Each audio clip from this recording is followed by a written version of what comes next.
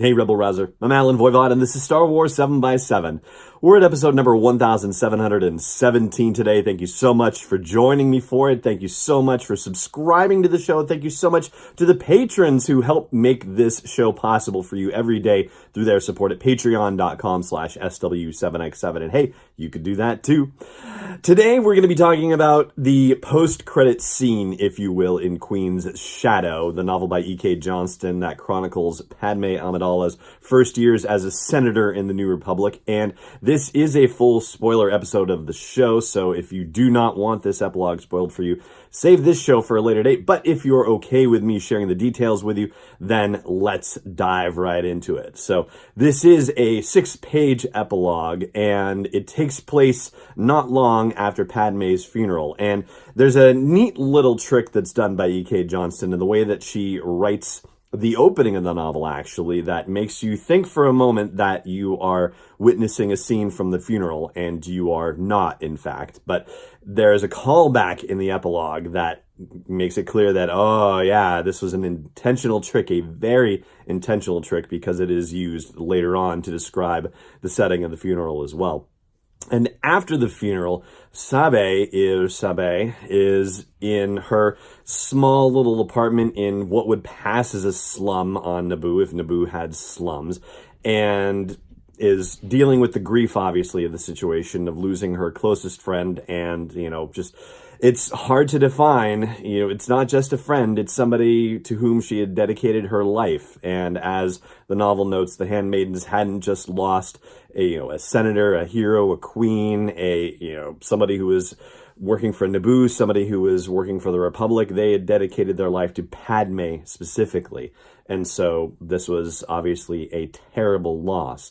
And Tonra comes by to ask how she's doing. Well, not even ask. He just kind of waits her out, lets her vent, and asks her what she's going to do next, and offers his help. Now, during the course of the novel, Sabe and Tonra had spent much time together and had a bit of a tryst as well, although they haven't spent a lot of time together since the events of the novel itself, which would be taking us, I guess, up until 4 years before Attack of the Clones, and then Revenge of the Sith is 3 years later. So they haven't seen each other all that much for about 7 years and have moved on with their lives to some degree. They've both had other affairs, and yet they're still on very good terms. And so she accepts his offer of help. The offer being that they're going to try and find out what happened to Padme, because Sabe can't get her head around the fact that she just died. Like, it doesn't make sense. And suddenly there's an empire, and Sheev Palpatine is the head of the empire.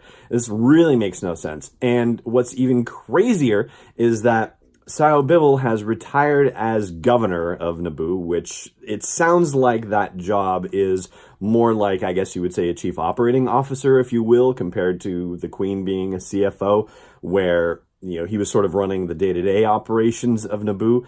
And there's no term limit on that job, it seems. And there was going to be an election anyway. And Sashay, another one of the handmaidens, one of the original handmaidens, was heavily favored in the election that was supposed to happen.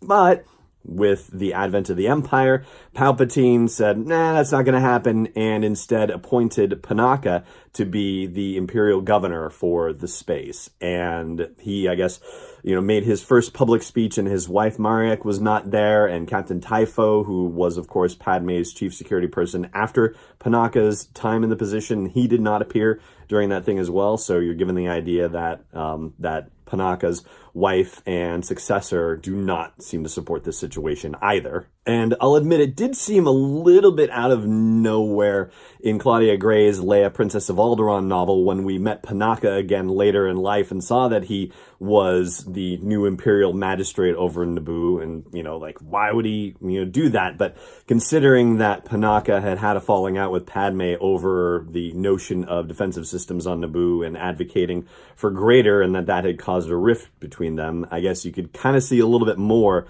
why Palpatine would want Panaka to be working for him instead.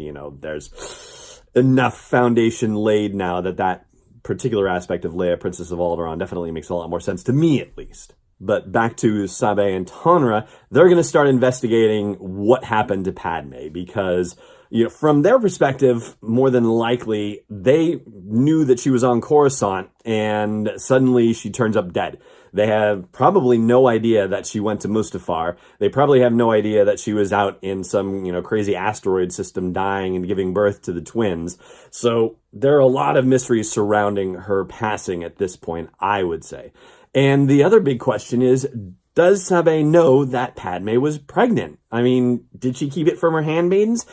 I really find that very hard to believe. And so that question is not resolved one way or the other. There's no indication given about it whatsoever in the novel. So that's really kind of an open question. But there is a possibility for it that is addressed about, potentially answering that question that shows up at the end of the epilogue. And I'll tell you about that in a second. I do just want to remind you first to please subscribe to this show so that way you get it delivered to you on a daily basis. And I hope you will also consider supporting me in delivering this daily dose of Star Wars joy to you by joining me at patreon.com/SW7X7.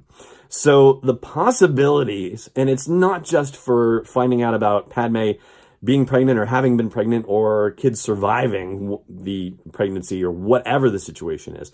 At the very end, we find out that they're going to go to Coruscant. They're going to try and find out what happened to their friend Sabe and Tonra, and hopefully, restore some of their old contacts that they had there and go from there. But there's a call that comes in at the end, and Sabe doesn't want to answer it. She's saying, either it's my mother who I don't want to talk to, or, nobody else is going to be calling me because the handmaidens wouldn't be calling me, the ones that survive at least.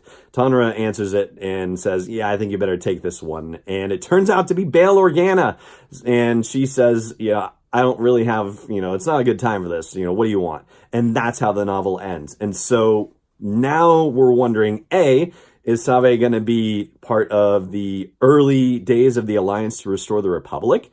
Is Sabe going to find out that Padme's, whether A, Padme was pregnant to begin with, and B, that she did have her babies, and that Bail and Breya have one of the babies? And is she going to find out that Obi-Wan is alive? According to the narrative thread running in her mind in the epilogue, she believes Obi-Wan is dead. So, she could also find that out as well. So there are a lot of juicy opportunities for new storytelling that have been left on the table, intentionally so, by E.K. Johnston at the end of Queen's Shadow. And I'm very hopeful that somebody gets to continue those stories. And if it's E.K. Johnston, that would be just fine with me. So that's going to do it for our coverage of the story events of Queen's Shadow. And that's also going to do it for today's episode of the show. Thank you so much for joining me for it, as always, and may the Force be with you wherever in the world you may be. This podcast is not endorsed or sponsored yet by Lucasfilm Limited, Disney, or 20th Century Fox. It is intended for entertainment and information purposes only. Star Wars, the Star Wars logo, all names and pictures of Star Wars characters, vehicles, and any other related Star Wars items are registered trademarks and/or copyrights of Lucasfilm Limited or their respective trademark and copyright holders. May the Force be with them. All original content is copyright 2019 by Star Wars 7x7. We hope you love it.